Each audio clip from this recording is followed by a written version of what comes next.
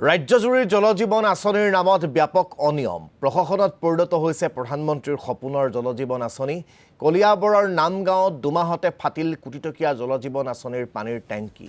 বিগত 6 মাহ ধৰি বিশুদ্ধ খোৱা পানীৰ পৰা বঞ্চিত অঞ্চলটোৰ 264টা পৰিয়াল 2023 চনৰ ফেব্ৰুৱাৰী মাহত স্থাপন কৰা হৈছিল প্ৰকল্পটো প্ৰায় 1,30 লাখ টকা ব্যয় সাপেক্ষে নিৰ্মাণ কৰা হৈছিল প্ৰকল্পটো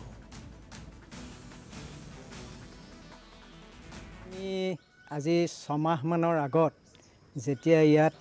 আৰম্ভ কৰিছিলে তেতিয়া আমি 2 মাহ মান পানী পাইছিলোঁ কিন্তু সেই 2 মাহও আমি পানী ঠিক খাব পৰা পানী পোৱা নাছিলোঁ পানীটো লেতেৰা আহিছিল বাৰু যেই নহওক ধোৱা পখলা কৰিছিলোঁ আমি ফিল্টাৰ কৰি খাইছিলোঁ কিন্তু কি কাৰণত পানীটো আকৌ অফ হৈ গ'ল আমি খবৰ কৰোঁতে তেতিয়া গম পালোঁ টেংকি ফাটি গ'ল গতিকে এনেকুৱা 2 মাহ মান কাম পানী দিয়াৰ পিছতেই যে আকৌ টেংকি ফাটি যায় হেতু কেনেকুৱা ধৰণৰ কাম গতিকে আমি এতিয়া চৰকাৰলৈ অনুৰোধ জনাইছোঁ আৰু এই প্ৰকল্পটোৰ বিষয়ে অকমান চিন্তা কৰিব আৰু এতিয়া পইচা তুলিলেও আমাৰ মানুহে পইচাটো দিব নোৱাৰে কেনেকৈ দিব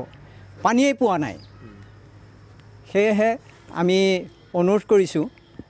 এই প্ৰকল্পটোৰ কথা চিন্তা কৰক আমাৰ পানী যোগান আঁচনিৰ হেতু আমাৰ 6 মাহ মান আৰম্ভণি হৈছিলে কিন্তু দুৰ্ভাগ্যবশতঃ এটো আমাৰ প্ৰথম 2 মাহ চলাৰ পিছত বৰ্তমান পানী তেনেকুৱা নাই আৰু এই পানীটো কিয় অহা নাই তেনেকুৱা আমি একো জনাও নাই কিন্তু শুনিবহে পাইছোঁ যে টেংকিটো কিবা ফাটিছে আৰু এতিয়ালৈকে তেনেকুৱা কোনো ব্যৱস্থা লোৱা আমি খবৰো পোৱা নাই আৰু এই বস্তুটো পানীৰ যোগানটো আমাক সকলোকে লাগেই আৰু এটা একেবাৰে খৰাং সিজন তো পানীটো হ'লে ভাল আছিলে